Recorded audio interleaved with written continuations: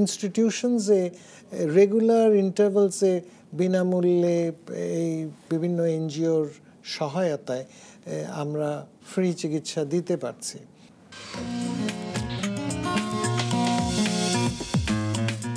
এখন স্যার একটু জানতে চাই যে বাংলাদেশে কোনো রকম বিভিন্ন ফাউন্ডেশন আছে, বিভিন্ন এনজিও এবং অর্গানাইজেশন আছে, তাদের কি ইনিশিয়েটিভ এই ডিজিজটা সম্পর্কে অ্যাওয়ারনেস ক্রিয়েশনের ক্ষেত্রেও প্লাস ট্রিটমেন্টের ক্ষেত্রেও? এক নম্বর হচ্ছে যে অ্যাওয়ারনেস এমনি আলাদাভাবে ক্রিয়েট করার কোনো ইয়ে নেই, তারপরেও অনেক এনজিওরা এই পুষ্টিহীনতার জন্য যে অ্যাওয়ারনেসটা ক্রিয়েট করছে, সেই ক্রিয়েশনে অটোমেটিক্যালি এই নিউট্রিশনাল অ্যাসপেক্টটা ঠিক হয়ে আসছে। আরেকটা জিনিস হচ্ছে এদের চিকিৎসাটা একটা সময় ছিল যখন আমাদের দেশে এই ঠোঁটকাটা তালুকাটার চিকিৎসা খুবই অপ্রতুল ছিল। বর্তমানে আমাদের দেশের সরকারিভাবেও প্রচুর সুযোগ আছে, বেসরকারি প্রতিষ্ঠানগুলোতেও আছে, এমনকি বেসরকারিভাবে অনেক এনজিওর সাহায্যে আমাদের অনেক প্রচুর ক্যাম্পস হচ্ছে। শুধু যে তারা ক্যাম্পস করছে তা না, বিভিন্ন ইনস্টিটিউশনসে রেগুলার ইন্টারভালসে বিনামূল্যে এই বিভিন্ন এনজিওর সহায়তায় আমরা ফ্রি চিকিৎসা দিতে পারছি। যারা ইয়েভাবে আর্থিকভাবে একটু দুর্বল, তাদের সন্তানদের জন্য আমরা এটা দিতে পারছি। যারা একটু অ্যাফোর্ড করতে পারেন, বেটার এনভায়রনমেন্টে যেতে পারেন, বেটার এনভায়রনমেন্টে চিকিৎসা করতে পারেন, তাদের ক্ষেত্রেও আমরা বলছি যে হ্যাঁ ঠিক আছে, ভালো ভালো হাসপাতাল আছে, সেই সব হাসপাতালে ভালো সুচিকিৎসার ব্যবস্থা আছে। কাজে এই ঠোঁটকাটা তালুকাটা বাচ্চাদের সুচিকিৎসার ব্যাপারে আগে যা ছিল তার থেকে এখন অনেক ভালো চিকিৎসা।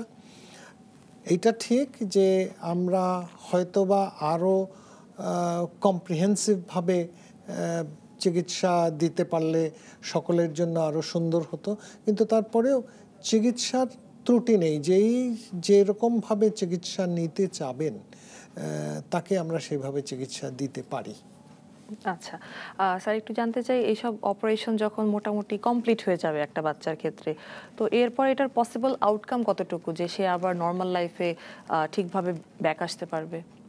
এটা তো অবশ্যই, উদ্দেশ্যটাই তো তাই যে এরকম একটা ঠোঁটকাটা বা তালুকাটা শিশুকে আমরা চিকিৎসা করে, হ্যাঁ অনেকগুলো সার্জারি লাগতে পারে, কিন্তু আলটিমেটলি সে যদি স্টিক অন করে তাহলে দেখা যায় যে সমাজে যখন সে চলছে আপনি জানতে পারবেন না, বুঝতে পারবেন না যে তার কোনো সময় ঠোঁটকাটা তালুকাটা ছিল।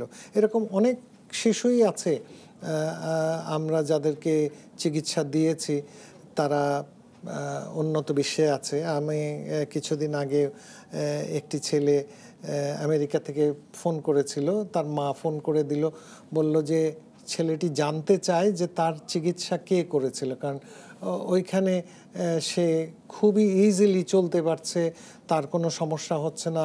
তার সাথে যখন কথা বললাম স্পষ্টভাবে কথা বলছে, সামাজিকভাবে সে সোসাইটিতে ওয়েল এস্টাবলিশড। তো কাজেই এই জিনিসগুলো তো আমাদের উদ্দেশ্য তো তাই যে সেই রকমভাবে তারা সব কিছুই করতে পারবে। তো এখন একটা জিনিস হচ্ছে যে আল্লাহ তাআলার সৃষ্টি আর মানুষের ঠিক করা, এইটার মধ্যে তো একটা ডিফারেন্স থাকবে।